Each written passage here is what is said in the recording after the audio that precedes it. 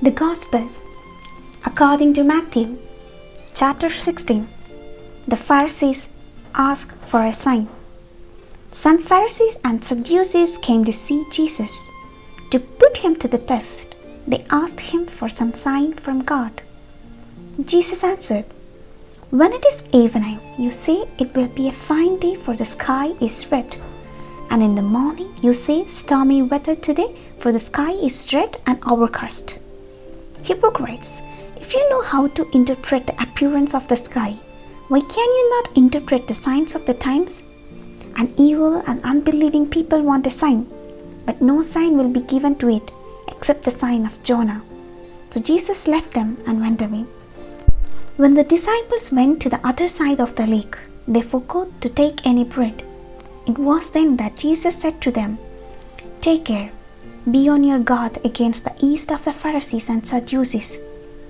And the disciples discussed this among themselves and said, "He means the bread we did not bring." Jesus was aware of this, so he said to them, "You of little faith, why are you discussing about your not having bread? Do you still not understand? Do you not remember the 5 loaves for the 5,000 and how many baskets you gathered? Or the 7 loaves for the 4,000 and how many wicker baskets you gathered? How can you fail to understand that I was not talking of bread when I told you, be on your guard against the yeast of the Pharisees and Sadducees?" Then they understood that he was not talking about the yeast for bread, but of the teaching of the Pharisees and Sadducees.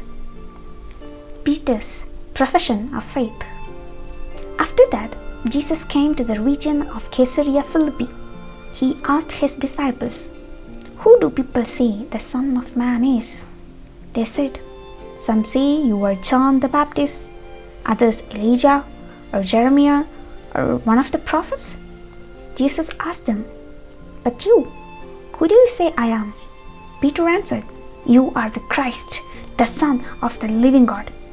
Jesus replied, "You are a happy man, Simon, son of Jonah, for it is not flesh or blood that has revealed this to you, but my Father in heaven. And now I tell you, you are Peter, and on this rock I will build my church, and never will the powers of death overcome it.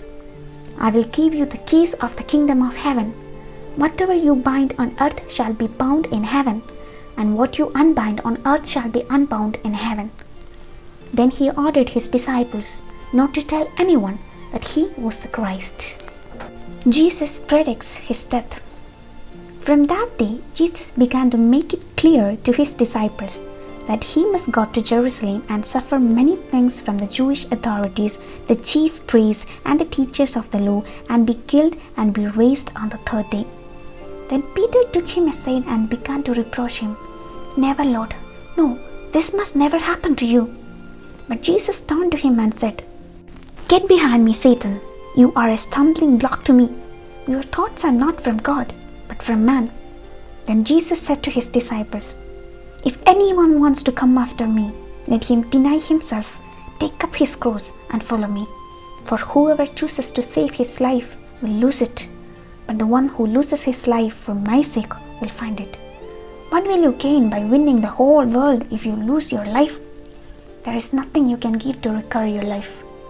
Know that the Son of Man will come in the glory of his Father with the holy angels, and he will reward each one according to his deeds. Truly, I tell you, some of you standing here will not die before you see the Son of Man coming in his kingdom."